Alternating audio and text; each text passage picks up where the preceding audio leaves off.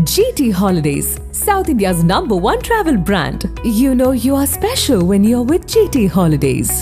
ஆச்சி royal gulab jamun packs ஒன்று வாங்கினால் ஒன்று இலவசம். பழைய நகையை கொடுத்து வைட் 11 மந்த்ஸ்ல அதே அடைக்கு புது நகையை எடுத்துக்கோங்க. எக்ஸ்ட்ராவா ₹1 தர வேண்டாம். Magic old gold exchange. Nakkeeran சில தீர்ப்புகள் வாங்கியிருக்கு. ஏற்கனவே உச்சநீதிமன்றம் வரைக்கும் போய் கருத்துரிமை பேச்சுரிமைக்காக நீங்கள் சில விஷயங்களை நீங்கள் சொல்லலாம், தப்பு கிடையாது அப்படின்னு சொல்லி உச்சநீதிமன்றமே சொல்லியிருக்கு. அதானி சம்பந்தமாக யூஎஸ்ல ஒரு வழக்கு நடந்துட்டு இருக்குது. இது வரைக்கும் இந்த வழக்கு ஒரு பிரத்யேகமான வழக்கு கிடையாது. ஆனால் 10வது சேர்க்கப்பட்ட பிரதிவாதி யாருன்னா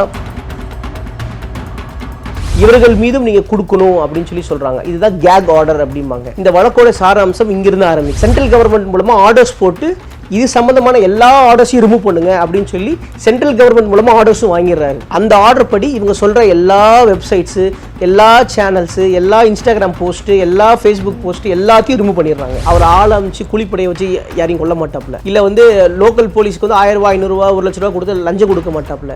அரசு கொள்கைகளை தனக்கு ஏற்ற மாதிரி மாத்திக்குவாங்க. இது ஒரு நவீன பொருளாதார குற்றம்.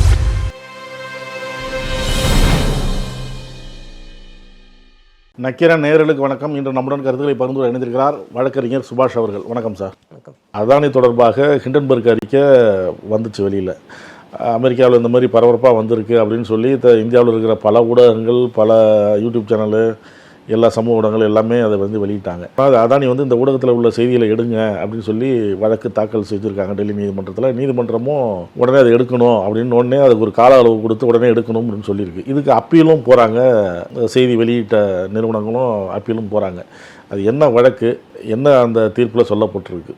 இந்த வழக்கை பொறுத்த வரைக்கும் நக்கீரன் மிக முக்கியமான சில தீர்ப்புகள் வாங்கியிருக்கு. ஏற்கனவே 1994 ஆட்டோ சங்கர் அப்படிங்கிற நபர் எழுதின ஒரு கதைக்கு எதிராக ஒரு உத்தரவு வரும்பொழுது உச்சநீதிமன்றம் வரைக்கும் போய் கருத்துரிமை பேச்சுரிமைக்காக நீங்கள் சில விஷயங்களை நீங்கள் சொல்லலாம், தப்பு கிடையாது அப்படின்னு சொல்லி உச்சநீதிமன்றமே சொல்லியிருக்கு. எதன் அடிப்படையில் சொல்லியிருக்குன்னா, நம்மளுடைய அரசியலமைப்பு சட்டத்தில் சரத் 19 பேச்சுரிமை கருத்துரிமை இருக்குது.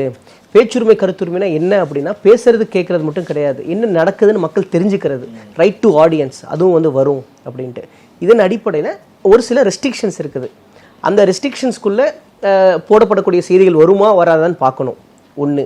ரெண்டாவது, இந்த வழக்கை பொறுத்த வரைக்கும் பல இடத்துல நக்கீரன் அப்புறம் தெஹல்கா போன்றவங்க இன்வெஸ்டிகேட்டிவ் ஜேர்னலிசம், புலனாய்வு செய்து செய்திகள் வெளியிடுவாங்க. அந்த மாதிரி சமயத்தில் அதை வெரிஃபை பண்ணியிருக்க மாட்டாங்க, கோர்ட்டில் போய் ப்ரூவாக இருக்காது. இவங்களுடைய இன்வெஸ்டிகேஷன் மூலமாக தரவுகளை சேகரித்து வெளியிடுவாங்க. இந்த மாதிரி ஏற்கனவே இன்வெஸ்டிகேட் பண்ணி தரவுகளை சேகரித்து பப்ளிஷ் பண்ணி அதானி சம்பந்தமாக யூஎஸில் ஒரு வழக்கு நடந்துட்டு இருக்குது. அது சம்பந்தமாக ஒரு 3 வெப்சைட்டில் தொடர்ந்து செய்தி போட்டே இருந்தாங்க. pranjoy.in, adaniwatch.org, adanifiles.com.au. இது சம்பந்தமாக சில பத்திரிகையாளர்கள் தொடர்ந்து புலனாய்வு செய்து அதானி தொடர்பான என்னென்ன முறையீடுகள் இருக்குது, அவர் எப்படி முறையீடுகள் பண்ணார் அப்படின்னு சொல்லி தொடர்ந்து எழுதிட்டே வராங்க. இதனால தான் அந்த வழக்கு வந்ததாகவும், இதனால் அவருக்கு கெட்ட பேர் ஏற்பட்டதாகவும் 10 பேரில் வழக்கு டெல்லி ரோஹிணி நீதிமன்றத்தில் தாக்கல் பண்ணுறாங்க. இது வரைக்கும் பிரச்சனை இல்லை. இந்த 10 பிரதிவாதிகள் யாருன்னு பார்த்தீங்கன்னா, Paranjoy Guha Thakurta, Ravi Nair, Abir Das Gupta, Ayash Kantadas, Ayush Joshi, Bob Brown Foundation, Dreamscape network international private limited, Getup limited, domain directors private limited. இந்த 9 பேரும் இன்னார்னு குறிப்பிட்டு சொல்ல முடியும். இது வரைக்கும் இந்த வழக்கு ஒரு பிரத்யேகமான வழக்கு கிடையாது. ஆனால் 10வது சேர்க்கப்பட்ட பிரதிவாதி யாருன்னா ஜான் டவ் பர்சன்ஸ். இல்லாட்டினா இந்தியாவில் அசோக் குமார் பர்சன்ஸ் அப்படிம்பாங்க. அப்போனா அடையாளப்படுத்த முடியாத, ஐடென்டிஃபை பண்ண முடியாத நபர்கள், இவர்கள் மீதும் நீங்கள் கொடுக்கணும் அப்படின்னு சொல்லி சொல்கிறாங்க. இதுதான் கேக் ஆர்டர் அப்படிம்பாங்க. இந்த வழக்கோட சாராம்சம் இங்கிருந்து ஆரம்பிக்குது. John Doe orders. இப்போ இந்த சங்கதிகள் யாருக்கு எதிராக வருங்கிறது ஃபஸ்ட்டு. அதுக்கப்புறம் என்ன சங்கதி அப்படின்னா, ஜட்ஜ் என்ன சொல்கிறாருன்னா, பிளெயின்டிஃப் அதானி பேரில் இது வரைக்கும் எந்த ஒரு குற்றச்சாட்டும் நிரூபிக்கப்படலை. அதானி பேரில் இது வரைக்கும் எந்த ஒரு களங்கமும் வரல. அதனால் இந்த செய்திகள் வெறுமன பிரபலப்படுத்துவதற்காகவும் சென்சேஷனலைஸ் ஆக்குவதற்காகவும் ஒரு மாதிரியான ஒரு அட்ராக்ஷன் வரதுக்காகவும் மட்டும்தான் இந்த செய்திகள் போடப்பட்டிருக்குது அப்படின்னு அவராக எந்த ஒரு காரணமும் இல்லாமல் சப்ஜெக்டிவ் சாட்டிஸ்ஃபேக்ஷன் இல்லாமல் அவராக அதை யூகிச்சு இதெல்லாம் நீங்கள் ரிமூவ் பண்ணுங்க அப்படின்னு சொல்லி சொல்கிறாரு. அவர் வந்து இதெல்லாம் ரிமூவ் பண்ணுங்கன்னு மட்டும் சொல்லலை, அதில் மட்டும் முடியல. இந்த வெப்சைட்டில் இருக்கிறத ரிமூவ் பண்ணுங்கள், இது மட்டும் இல்லை, இது கூட இது சம்மந்தமாக லிங்காக இருக்கிற மற்றதையும் ரிமூவ் பண்ணுங்கள், அது மட்டும் ரிமூவ் பண்ண வேண்டியதில்லை. இந்த பிளெயின்டிஃப் இவர் வந்து சென்ட்ரல் கவர்மெண்ட் மூலமாக ஆர்டர்ஸ் போட்டு இது சம்மந்தமான எல்லா ஆர்டர்ஸையும் ரிமூவ் பண்ணுங்கள் அப்படின்னு சொல்லி சென்ட்ரல் கவர்மெண்ட் மூலமாக ஆர்டர்ஸும் வாங்கிடுறாரு. சென்ட்ரல் கவர்மெண்ட் மூலமாக ஆர்டர்ஸ் வாங்கிறாங்க என்ன அர்த்தம்னா, இந்த மாதிரி இந்த கோர்ட் ஆர்டரை வச்சு நம்மளுடைய டெலிகம்யூனிகேஷன் அண்ட் ப்ராட்காஸ்டிங் மினிஸ்ட்ரியில் 79 ஐடி ரூல்ஸ் படி ஒரு ஆர்டர் வாங்கிட்டு அந்த ஆர்டர் படி இவங்க சொல்கிற எல்லா வெப்சைட்ஸு, எல்லா சேனல்ஸு, எல்லா இன்ஸ்டாகிராம் போஸ்ட்டு, எல்லா ஃபேஸ்புக் போஸ்ட்டு எல்லாத்தையும் ரிமூவ் பண்ணிடுறாங்க. இது எல்லாமே வந்து குறுகிய காலத்துக்குள்ள உடனே படப்பட நடக்கிறத சந்தேகத்துக்கு உண்டாக்குறது. 5 நாளாவது டைம் கொடுத்துருந்தாங்க, அதுக்குள்ளே எல்லாமே ரிமூவ் பண்ணிட்டாங்க. நேற்று வந்து டெல்லி உயர்நீதிமன்றம் வந்து இந்த கான்டாக்ட் இந்த டைம்லைனே வந்து சந்தேகப்பட்டு ஏன் நீங்கள் வந்து ஒரு ஜான்டோ ஆர்டர் கொடுக்குறீங்க, யாருன்னே தெரியாத மாதிரில நீ வெரிஃபையே பண்ணாமல் நீ எப்படி போய் கொடுக்க முடியும், அவனுக்கு விவரம் இருந்தால் நீ என்ன பண்ணுவேன் அப்படின்னு சொல்லி நேற்று வந்து இதை ரத்து பண்ணியிருக்கிறாங்க. 9 பேருக்கு இந்த மாதிரி சொல்லியிருக்காங்க, நோட்டீஸ் கொடுத்துருக்காங்க சொன்னீங்க. 10 தான் ஜான்டோ ஆப்ரேட்டர்ஸ்னு சொன்னீங்க. இப்போ அந்த 9 பேரில் வந்து எத்தனை பேர் அப்பீல் போயிருக்காங்க சார்? நேற்று வந்து விவரம் வரைக்கும் 3 பேர் வந்து அப்பீல் போயிருக்கிறதாக நேற்று லைவ் லாவில் வந்து சொல்லியிருக்கோம். இப்போ அவங்க வந்து நாங்கள் சொன்ன செய்தி உண்மைதான் அப்படின்னு சொல்லி அப்பீல் போட்டிருக்காங்க. அவங்க போட்டு கிரவுண்ட்ஸ் என்னன்னு தெரியல, அது நமக்கு வந்து அந்த பிளெயின் காப்பி ஒன்றும் வரல. ஆனால் என்ன ஆர்டர்ஸ் வந்திருக்குன்னா, ஏன் இவ்வளோ அவசரமாக வந்து அவங்ககிட்ட கேட்காமே நீ எதுக்கு இது பண்ணியிருக்கீங்க. அதானி வழக்கு தொடுக்கிறாருன்னா அது இந்த மாதிரி வழக்கு உங்கள் மேலே கொடுத்துருக்குறாங்க, நீங்கள் என்ன பதில் சொல்கிறீங்கன்னு கேட்கல எதுவும். ஏன்னா அந்த ஜேர்னலிஸ்ட்டுக்கு வந்து அவங்களுக்கு டிஃபெண்ட் பண்ணுறதுக்கு நல்ல கேஸ் இருக்குது என்னை பொறுத்த வரைக்கும். ஏன்னா அதானி வந்து அமெரிக்காவில் வந்து ஒரு இன்வெஸ்டிகேஷனில் இப்போ வந்து ஒரு பார்ட்டியாக இருந்து கோர்ட்டில் கேஸ் நடந்துட்டு இருக்குது அவருக்கு அகெயின்ஸ்டாக. அதனால் அவங்களுக்கு நல்ல கேஸ் இருக்குது. அந்த கேஸ் சம்மந்தமாகவும் அது சம்மந்தமாக வந்து ஹேடன்ஸ்பர்க் ரிப்போர்ட் சம்மந்தமாகவும் அவங்க வந்து பப்ளிஷ் பண்ணியிருக்கிறாங்க. அதை வந்து வெளியிடக்கூடாதுன்னு சொல்ல வேண்டிய அவசியம் கிடையாது.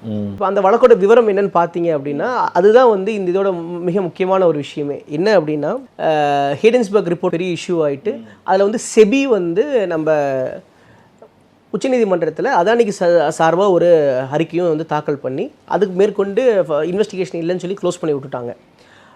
இந்த நிலை. ஆனால் இன்னுமே வந்து கடந்த ஆகஸ்ட் மாதம் கூட இந்திய தூதரகத்தின் மூலமாக அதானிக்கு வந்து சம்மன்ஸ் அனுப்பிச்சுடுறதுக்கு யூஎஸ் கோர்ட் வந்து முயற்சி எடுத்திருக்குது. அந்த வழக்கு என்ன அப்படின்னா, அந்த வழக்கு தான் இந்த டிஃபமேஷன் கேஸோடைய மூலதனம். அந்த வழக்கு என்ன அப்படின்னா, US securities and exchange commission SEC அவங்க வந்து ஈஸ்டர்ன் டிஸ்ட்ரிக்ட் ஆஃப் நியூயார்க்கில் ஒரு வழக்கு தாக்கல் பண்ணுறாங்க. என்ன அப்படின்னா, கௌதம் அதானியும் சாகர் அதானி அவங்களுடைய நெஃப்யூ அவரும் அதுக்கப்புறம் தான் வந்து கேனபருங்கிற அங்கே அமெரிக்கன் பிரஜை இவங்க வந்து ஒரு கிராண்ட் பிரைபரி ஸ்கீம் மூலமாக வந்து இங்கேருந்து இன்வெஸ்டர்ஸ் அமெரிக்காவில் ஏமாற்றி இன்வெஸ்ட்மெண்ட்ஸ் வாங்கியிருக்கிறாங்க. அந்த மாதிரி இன்வெஸ்ட்மெண்ட் வாங்கும்போது அவங்க கொடுத்த ஒரு ப்ராமிஸ் என்ன அப்படின்னா, நாங்கள் யாருக்கும் வந்து நாங்கள் வந்து லஞ்சம் கொடுக்கல, இது நேர்மையான முறையில் தான் நாங்கள் வந்து இந்தியாவில் மாஸ் இன்ஃப்ராஸ்ட்ரக்சர் ப்ராஜெக்ட் சோலார் எனர்ஜிக்காக பண்ணுறோம் அப்படின்னு சொல்லி இன்வெஸ்ட்மெண்ட் வாங்கியிருக்கிறாங்க. ஆனால் பின்னாடி விசாரிக்கும் பொழுது அதில் என்ன சொல்லியிருக்காங்கன்னா, ஒடிசாவில் இருக்கிறவர்களுக்கும் ஆந்திர பிரதேசில் இருக்கிற அரசு ஊழியர்களுக்கு சுமார் $200 மில்லியன் அளவுக்கு US டாலர் அளவுக்கு லஞ்சம் கொடுத்துருக்கிறதாக ஆவணத்தின் அடிப்படையில் தெரியுது. லஞ்சம் கொடுத்ததுக்கு அப்புறம் வந்த ரிப்போர்ட்டின் அடிப்படையில் தான் நீங்கள் வந்து இன்வெஸ்ட்மெண்ட்ஸ்லாம் வாங்கியிருக்கிறீங்க. இது வந்து சந்தேகத்தை உண்டாக்குது. இதன் பேரில் வந்து வழக்கு தொடுத்து வழக்கு நடந்துட்டு இருக்குது. இது எதன் அடிப்படையில் வருதுன்னா, ஹிடன்ஸ்பர்க் ரிப்போர்ட்டின் அடிப்படையில் அந்த வழக்கு வந்து வருது. இது சார்ந்து வெளியிட்ட ஆர்டிகல்ஸ் தான் இதெல்லாமே. இது வந்து என்னென்னா, இந்த ஆர்டிகல்ஸ்லாம் இங்கே இருக்க வந்து என்ன இஷ்யூ ஆகுதுன்னா, இப்போ ரீசெண்டாக வந்து அசாம் ஹைகோர்ட்டில் ஜஸ்டிஸ் சஞ்சய் குமார் மேத்தி வந்து ஒரு வழக்கு விசாரிச்சுட்டு இருக்கும் பொழுது, என்னப்பா இவ்வளோ லேண்டா அதானி கொடுத்துருக்கீங்க அப்படின்னு சொல்லி கேட்டார். ஒரு 2 நாளுக்கு முன்னாடி காங்கிரஸ் வந்து பீகாரில் வந்து அதானி ப்ராஜெக்ட்ஸ்க்காக பயங்கரமான லேண்டெல்லாம் வந்து அதிக அளவில் லேண்ட் வந்து கம்மியான விலைக்கு கொடுத்துருக்கீங்க என்னது அப்படின்னு சொல்லி கேட்குறாப்புல. ஸோ இந்த மாதிரியான ஒரு சூழ்நிலை வரதுனால தான் வந்து இந்த நியூஸ் ரிப்போர்ட்லாம் அவர் எடுக்கணும்னு சொல்லி முயற்சி பண்ணுறாப்புல. இப்போ அதானிக்கு எதிரான குற்றச்சாட்டு என்னென்னு முக்கியமாக பார்த்தீங்கன்னா, அவர் அமைச்சு கூலிப்படையை வச்சு யாரையும் கொல்ல மாட்டாப்புல, இல்லை வந்து லோக்கல் போலீஸ்க்கு வந்து $1000, $500, $1 லட்ச கொடுத்து லஞ்சம் கொடுக்க மாட்டாப்புல. இவங்க என்ன பண்ணுவாங்கன்னா, லாபியிங் மூலமாக அரசு கொள்கைகளை தனக்கு ஏற்ற மாதிரி மாற்றிக்குவாங்க. இது ஒரு நவீன பொருளாதார குற்றம். இப்போ இந்த நவீன பொருளாதார குற்றத்துக்கு மிக முக்கியமாக இருக்க வேண்டியது என்ன அப்படின்னா, ஒரு சமூக மூலதனத்தை, சோஷியல் கேபிட்டலை எப்படி கொள்ளையடிக்கணும், வந்து ஒரு தவறான முறையில், ஒரு இல்லீகலான மெத்தட்ஸில் அரசு கொள்கையே மாற்றி கொள்ளையடிக்கணும். இதுக்கு வந்து நார்மலாக ஒரு போலீஸ் இன்வெஸ்டிகேஷன் மட்டும் பத்தாது. ஆனால் வந்து அதானி பேர் இது வரைக்கும் அந்த வழக்கே வந்ததில்லை. ஏன்னா யாரெல்லாம் அந்த கொள்கையை இயற்றுறாங்களோ அவங்களும் அதானிக்கு சாதகமாக வந்து செயல்படுறாங்க. அதான் குற்றச்சாட்டே. இப்போ ஒரு இடத்துல, இப்போ உதாரணத்துக்கு தமிழ்நாட்டில் வந்து லேண்ட் சீலிங் ஆக்ட் இருக்குது. 30 ஏக்கராக்கு மேலே ஒரு வச்சுக்க முடியாது. ஆனால் டிஸ்ட்ரிக்ட் கலெக்டர் பர்மிஷனோட ஒரு கம்பெனி ஆரம்பிக்கிறதுக்கு நீங்கள் வந்து பெருசாக வந்து 200 ஏக்கரா 500 ஏக்கரா வாங்கலாம். இந்த மாதிரி பல ஸ்டேட்டில் லேண்ட் சீலிங் ஆக்ட் இருக்குது.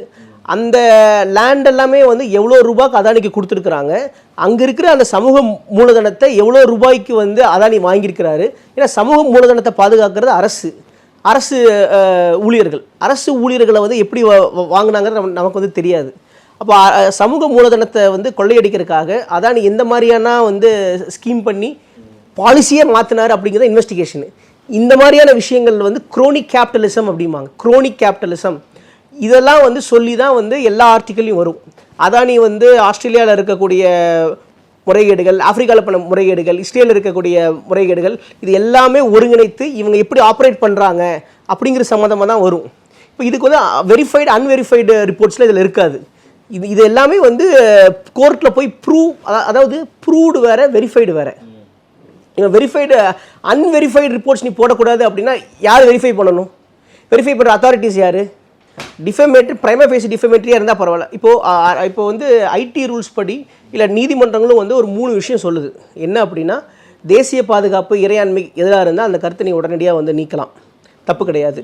இல்லை வந்து ஒரு ரைட் டு ப்ரைவசி, ஒரு அந்தரங்க விஷயம் சம்மந்தமாக இருக்குது அப்படின்னா வந்து நீ வந்து நீக்கலாம். இல்லை அது பிரைமா ஃபேசி டிஃபமேட்ரியாக இருக்குது அப்படின்னு சொன்னால் நீக்கலாம். இப்போது இதில் வந்து ஃபஸ்ட்டு போர்ஷன் இருக்குது பார்த்தீங்களா, அது வந்து எந்த வகை ரெஸ்ட்ரிக்ஷன்ஸும் கிடையாது. ஒரு அரசு வந்து இந்த செய்தி வந்து அரசு இறையாண்மைக்கும் பாதுகாப்புக்கும் வந்து எதிராக இருக்குன்னு சொல்லிட்டாங்கன்னா அரசு வந்து ஐடி ரூல்ஸை பயன்படுத்தி அந்த விஷயத்தை உடனே ரிமூவ் பண்ணிடலாம். ரெண்டாவதாக இருக்குது பார்த்தீங்களா, ரைட் டு ப்ரைவசி பொறுத்த வரைக்கும் ஐடென்டிஃபைபிள் இண்டிவிஜுவல்ஸுக்கு வரணும்னு சொல்லி புதுசாக வந்திருக்க டேட்டா ப்ரொடெக்ஷன் பில் வந்துடுது. மூணாவது வந்து இருக்கக்கூடிய டிஃபமேட்ரி. இப்போ ஒரு விஷயம் டிஃபமேட்ரியா இல்லையா அப்படிங்கிறது வந்து நீதிமன்றத்தில் வந்து வழக்கு நடத்தி அந்த டிஃபமேஷனில் ஒரு சில ப்ரொடக்ஷன்ஸ் எனக்கு இருக்கும். இப்போ ஏற்கனவே சொன்ன மாதிரி அந்த இந்த வழக்கு இருக்குது, நம்மள ஆட்டோ சங்கர் வழக்காகட்டும், இல்லை நக்கீரன் இது பண்ண பல வழக்குகள் ஆகட்டும், எத்தனையோ வழக்குகள் எல்லாத்துலேயுமே வந்து டிஃபமேஷனுங்கிறது வந்து கோர்ட்டு சொல்லணும். எப்படி சொல்லணும்னா, எனக்கு ஒரு வாய்ப்பு கொடுத்து குறுக்கு விசாரணை பண்ணி இது உண்மை, இதை நான் ப்ரூவ் பண்ணுறேன், இதில் இருக்கிற செய்திகள் உண்மை, இதில் இருக்கிற செய்திகள் டிஃபமேட்ரி கிடையாது, நான் ப்ரூவ் பண்ணி அதுக்கப்புறம் தான் டிஃபமேட்ரியா இல்லையான்னு வந்து ப்ரூவ் பண்ண முடியும். இந்த மாதிரிலாம் எதுவுமே இல்லாமல் எடுத்தோடனே டைரெக்டாக அதானி வழக்கு போட்டோடனே அது சொன்ன அதை முடி என்கிட்ட கேட்காம இப்படி பண்ண என்ன அர்த்தம்? என்கிட்ட கேட்காம உடனே வந்து இது பண்ண முடியாதுல்ல. அதுதான் இந்த வழக்கோட மிக முக்கியமான ஒரு விஷயம். இப்போ இது சார்ந்து எல்லாமே எழுதின அந்த ஆர்டிகல்ஸ் எல்லாமே தான் வந்து இருக்குது. முக்கியமாக அந்த யூஎஸ் கோர்ட்டில் நடக்கக்கூடிய கேஸு, இப்போ ரீசெண்டாக எஸ்இசி கொடுத்த ஸ்டேட்டஸ் ரிப்போர்ட்டு, இதெல்லாம் சார்ந்து தான் வந்து அவங்க எழுதியிருக்கிறாங்க. எதுவுமே டிஃபமேட்ரியாக எதுவுமே கிடையாது. ஆனால் அந்த நியூஸ் இருக்கிற வரைக்கும் அதானிக்கான இன்வெஸ்ட்மெண்ட்ஸ் வெளிநாட்டு மூலதனம் வரமாட்டேங்குது. அதனால தான் அவங்க வந்து வேண்டாங்கிறாங்க. அமெரிக்காவில் ஹிண்டன்பர்க் அறிக்கை வந்து அது வந்து பரபரப்பாகவே இருந்தது. அந்த காலகட்டத்தில் எல்லாருமே அந்த எல்லா நிறுவனங்களும் செய்தி நிறுவனம் அந்த செய்தியில் ஒளிபரப்புனாங்க, போட்டாங்க. இப்போ வெப்சைட்டு, யூடியூப்பு, காட்சி ஊடகங்கள் எல்லாமே அது வந்து ஈடுபட்டாங்க. அப்போ அந்த ஒரு நிறுவனமும் அங்கே அயல்நாட்டில் ஒரு நிறுவனம் ஒரு செய்தி வெளியிடுது, அந்த அறிக்கை வெளியிடுது, அது இந்த மாதிரி இருக்குன்னு மக்களுக்கு தெரிவிக்கிறது தான். அதுவே கூடாதுங்கிறாங்களா? ஆமாம், அதுவே கூடாதுன்னு தான் சொல்கிறாங்க. இந்த ஆர்டர் என்ன பிரச்சனைனா, ஃபஸ்ட்டு ஜான் டோன் ஒரு பர்சன்ஸ் ஆட் பண்ணி ஜான் டோ ஆர்டர் கொடுத்தது அவ்வளோ சீக்கிரம் கொடுக்க மாட்டாங்க. இப்போ தர்மசாலாவில் கொடுத்தாப்புல, அதுக்கப்புறம் வந்து இங்கே கொடுக்குறாங்க. ஒன்று. ரெண்டாவது வந்து அன்வெரிஃபைடு ரிப்போர்ட் நீ போடக்கூடாது அப்படின்னா, நான் புலனாய்வு செஞ்சு நான் ஒன்று போடுறேன், என் செய்தி வந்து பல இடத்துல வந்து கோர்ட்டில் எவிடன்ஸாகவே மாறி இருக்குது. ஆரம்பத்தில் நீங்கள் சொன்னீங்க ஒரு செய்தி நிறுவனம் வந்து ஒரு என்ன நடக்குதுங்கிறது தெரிவிக்கலாம், அதில் வந்து தப்பு இல்லை அப்படிங்கும்போது இது எப்படி தப்பாகும்? அதுதான் தப்பு கிடையாது. இது எப்போ தப்பாகும்னா, வந்து நான் பொய் சொன்னேன்னா அந்த அறிக்கையை அப்படியே டிரான்ஸ்லேட் பண்ணி போடுறாங்க, அவ்வளோதான். அறிக்கை அப்படியே டிரான்ஸ்லேட் பண்ணி போடுறாங்க. அந்த அறிக்கையில இருந்து இங்கே இந்தியாவுக்கு என்ன சூழ்நிலை இருக்கோ அதுக்கு ஏற்ற மாதிரி போடுறாங்க. உதாரணத்துக்கு ஆஸ்திரேலியா வந்து மோடி போயிட்டு வராரு, போயிட்டு வந்த மறுநாள் அதானி கான்ட்ராக்ட் சைன் ஆகுது. ஆப்பிரிக்கா போயிட்டு வராரு, ஆப்பிரிக்கா போய்ட்டு மறுநாள் ஆப்பிரிக்கா கான்ட்ராக்ட் சைன் ஆகுது. இந்த மாதிரி தான் வந்து அதாவது ஈவெண்ட்ஸ் ஃபாலோட் பை தி டெசிஷன்ஸுமாங்க. Events followed by the decisions. ஒரு சம்பவம் நடக்குது, அதுக்கப்புறம் ஒரு முடிவு எடுக்கிறாங்க. மோடி போயிட்டு வராரு, அதானிக்கு வந்து கான்ட்ராக்ட் வருது. மோடி போயிட்டு வராரு, அதானிக்கு கான்ட்ராக்ட். அப்போ இந்த மாதிரியான சூழ்நிலை எல்லா பக்கமும் வரும் பொழுது ஒரு அச்சத்தையோ இல்லை ஒரு ரீசனபிள் அப்ரஹென்ஷன் வருது இல்லை.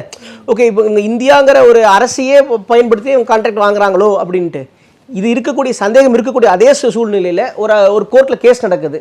இது மக்கள் தெரிஞ்சுக்க வேண்டாமா? இப்போ வந்து பிரிட்டிஷ் ஈஸ்ட் இந்தியா கம்பெனி இங்கே வந்தாங்க. பிரிட்டிஷ் ஈஸ்ட் இந்தியா கம்பெனி இங்கே வந்ததுக்கப்புறம் தான் கோர்ட் இங்கே வருது. என்ன அலிகேஷன் வந்துச்சு?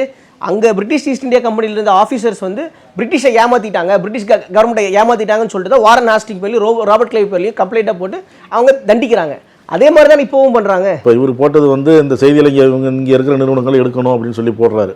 சட்டம் என்ன சொல்லுது சார்? சட்டம் புது ஐடி ரூல்ஸ் என்ன சொல்லுதுன்னா 2021 இப்போ இன்டர்மீடியரிஸ்ன்னு சொல்லிட்டு நம்ம ஏற்கனவே வந்து இதில் ஒரு செய்தி தொகுப்பு பண்ணோம். ஐடி ரூல்ஸ் வந்த உடனே நக்கீரனை எதிர்ப்பு தெரிவிச்சு ஐடி ரூல்ஸ் பண்ணோம். என்னென்னா புது ஐடி ரூல்ஸ் படி இன்டர்மீடியரி கைட்லைன்ஸ் ஒன்று கொண்டு வராங்க. அந்த கைட்லைன்ஸ் படி ஐடி மினிஸ்ட்ரிக்கு வந்து ஒரு ரைட்ஸ் கொடுக்குறாங்க. ஃபஸ்ட் இன்டர்மீடியரிஸ்னால் யாருன்னா YouTube, Facebook, Insta, x and other hosting platforms என்னுடைய செய்தியை அதில் போடுறது. இப்போ அவங்க என்னென்னா வந்து ஒவ்வொருத்தவங்களும் ஒரு நோடல் ஆஃபீஸர் அப்பாயிண்ட் பண்ணணும். நோடல் ஆஃபீஸர் அப்பாயிண்ட் பண்ணிவிட்டு இப்போ கவர்மெண்ட் சார்பில் ஒருத்தவங்க வந்து எஸ்பிஓ இல்லை வந்து மினிஸ்ட்ரியில் இருந்தோ கன்சர்ன் பர்சன் செக்ரட்டரி லெவலில் யாரோ ஒருத்தங்க ஒரு ஆர்டர் கொடுத்தாங்கன்னா அதை கம்ப்ளை பண்ணி அவங்க உடனே வந்து அதை டேக் டவுன் பண்ணணும். நான் டேக் டவுன் பண்ண மாட்டேன்னு அவங்க சொல்லக்கூடாது, ரிமூவ் பண்ண மாட்டேன்னு அவங்க சொல்ல முடியாது. அவங்க கம்ப்ளை பண்ணியே ஆகணும். அதுதான் 79 of ஐடி ரூல்ஸில் வருது. அது இப்போ அந்த ரூல்ஸ் படி என்னென்னா, இப்போ நான் வந்து ரைட் டு ப்ரைவசிக்கு அகென்ஸ்டாக இருக்குது, இல்லை வந்து இந்த செய்தி வந்து ஊரில் வந்து லா அண்ட் ஆர்டர் பிரச்சனையை கொண்டு வருது, இல்லை இந்த செய்தி வந்து ஊரில் வந்து தேசிய பாதுகாப்பு அகென்ஸ்டாக இருக்குது, இல்லை இந்த செய்தி வந்து டிஃபமேட்ரியாக இருக்குதுன்னு கோர்ட்டு சொல்லிட்டாங்க அப்படின்னா உடனே ரிமூவ் பண்ணலாம். இதுதான் புது ஐடி ரூல்ஸு. இப்போ இதுலேயே ஒரு புதுசாக வந்திருக்கக்கூடிய டேட்டா ப்ரொடெக்ஷன்னு ஒன்று வருது. டேட்டா ப்ரொடெக்ஷன் ரூல்ஸ் என்ன அப்படின்னா, ஒரு செய்தி போடுறோம், அந்த செய்தியின் அடிப்படையில் வரக்கூடிய ஒரு விஷயம் வந்து தனி மனிதரை அடையாளப்படுத்துது. Identifiable individuals. ஒரு டேட்டா ஒரு கண்டென்ட் என்ன ஐடென்டிஃபை பண்ணுதுன்னா அந்த விஷயம் வந்து வெளியிடக்கூடாது. அதான் டேட்டா ப்ரொடெக்ஷன் பில். என்ன ஐடென்டிஃபை பண்ணுற மாதிரி ஒரு நியூஸ் போடக்கூடாது. ஏன்னா ஸ்ரீமதின்னு கள்ளக்குறிச்சி வழக்கில் வந்து அந்த கார்த்திக் பிள்ளை வந்து செய்தி போட்டாப்புல, அப்புறம் இங்கே வழக்கு போட்டு அதை வந்து ரிமூவ் பண்ண சொன்னாப்புல. அதே மாதிரி கேரளாவில் வந்து ஒரு பாலியல் வன்கொடுமையில் இருக்கக்கூடிய ஒரு குற்றவாளி பின்னாடி விடுதலையானதுக்கப்புறம் பேரை ரிமூவ் பண்ண சொல்லி போட்டாப்புல. அப்போ என் சம்மந்தப்பட்ட விஷயங்களை வந்து நீங்கள் வந்து வெளியிட்டீங்க அப்படின்னா இதை அடையாளப்படுத்தபடியாக இருக்கக்கூடாதுன்னு சொல்லி சொல்கிறது தான் டேட்டா ப்ரொடெக்ஷன் பில். இந்த ரெண்டும் இருக்கும் பொழுது இன்னொன்று முக்கியமானது என்ன அப்படின்னா, ரைட் டு பி ஃபர்கட்டன். என்னை வந்து இணையதளத்தில் மறக்கக்கூடிய உரிமையே எனக்கு இருக்குது. ஏன்னா என்னோட செய்தி மறந்துடணும், மக்களுக்கு வந்து என்னை பற்றி நினச்சிட்டே இருக்கணும். ரைட் டு பி ஃபர்கட்டன் ஒரு இதுவும் இருக்குது. இந்த 3 இருக்கும் பொழுது இந்த மாதிரியான அதானி மாதிரியான ஆட்கள், அதாவது ஒரு குற்றச்சாட்டு இருக்கக்கூடிய ஒரு விஷயம், ஒரு வழக்கு சம்பந்தமான ஒரு விஷயம், இது வந்து அழிக்க வேண்டிய அவசியம் கிடையாது. இது வந்து நெட்டில் இருக்கலாம். ரைட் டு பி ஃபர்கட்டன் இந்த மாதிரியான சம்பவங்கள்லாம் வராது. ஏன்னா குற்றச்சாட்டு, குற்றம் நிரூபிக்கப்பட்டது, நீதிமன்ற ப்ரொசீடிங்ஸ் இதெல்லாமே வந்து டேட்டா ப்ரொடெக்ஷன் பில்லில் வராது. தொடக்கத்தில் குறிப்பிடும்போது ஆட்டோ சங்கர் வழக்கை குறிப்பிட்டீங்க. அவர் இருக்கிறாரு, அவர் சொல்ல விரும்புகிறத நாங்கள் எழுதுகிறோம், இதுக்கு நடுவில் ஏன் தடை அப்படின்னு சொல்லி இவங்க உச்சநீதிமன்றம் வரைக்கும் நான் திரும்ப போராடி வாங்கின ஒரு தீர்ப்பு. அந்த மாதிரி வந்த வழக்குகளுக்கும் இந்த வழக்குக்கும் என்ன வித்தியாசம்? என்னென்னா, புறநானூரில் ஒன்று சொல்லுவாங்க, காணி கொடுத்தும் சொல்லை கேட்கும் நன்னாடு அப்படிம்பாங்க. லேண்டு கொடுக்கணும், நிலம் கொடுக்கணும், அப்புறம் மக்கள் சொல்கிறத கேட்கணும். இதுதான் ஒரு அரசோடைய அடிப்படை அறம். இப்போ இந்த அறத்துக்கு மிக முக்கியமானது வந்து பேச்சுரிமை, கருத்துரிமை. அது வந்து ரைட்டர்ஸ்க்கு வந்து பெண் மட்டும் இருக்கக்கூடாது, முதுகெலும்பும் இருக்கணும் அப்படிம்பாங்க. இப்போது நக்கீரன் வந்து ஆட்டோ சங்கர் வழக்கில் வந்து ஆட்டோ சங்கர் ஒன்று சொல்ல விருப்பப்படுறாரு, அதை வந்து அவர் சொல்லலாம் அப்படிங்கிற கருத்துரிமை, பேச்சுரிமை சம்மந்தமாக உச்சநீதிமன்றத்தில் வாங்கின தீர்ப்பு தான் இன்றைக்கு வரைக்கும் வந்து வழிகாட்டு. அது அடிப்படையிலே வந்தது தான் ஹர்ஷத் மேத்தாவுடைய வழக்கில் சேர்ந்து இன்வெஸ்டிகேட்டிவ் ஜேர்னலிசம் பேஸ் பண்ணி வந்த குற்றவியல் வழக்கு. அது தண்டனையிலையும் போய் முடிஞ்சுது. அதே மாதிரி தெஹல்காவுடைய வழக்கு, அதுக்கப்புறம் வந்து பிரேமானந்தா, அதுக்கப்புறம் வந்து அட்டாக் பண்ணி கேஸில் நம்ம எடுத்த புகைப்படம், அதே மாதிரி வீரப்பன் காட்டில் போய் எடுத்துகிட்டு வந்த ஃபோட்டோ. இப்போ இந்த மாதிரியான ஜேர்னலிஸ்ட் நியூஸஸ் எல்லாமே கோர்ட்டில் வந்து எவிடன்ஸாக அக்செப்ட் பண்ணி அதன் அடிப்படையில் தீர்ப்பு வந்திருக்குது. இப்போது பேச்சுரிமை, கருத்துரிமைங்கிறது வந்து மக்கள் வந்து தெரிஞ்சுக்கிறதுக்கும் ஒன்று இருக்குது, அரசை வந்து நல்வழிப்படுத்துறதுக்கும் இருக்குது.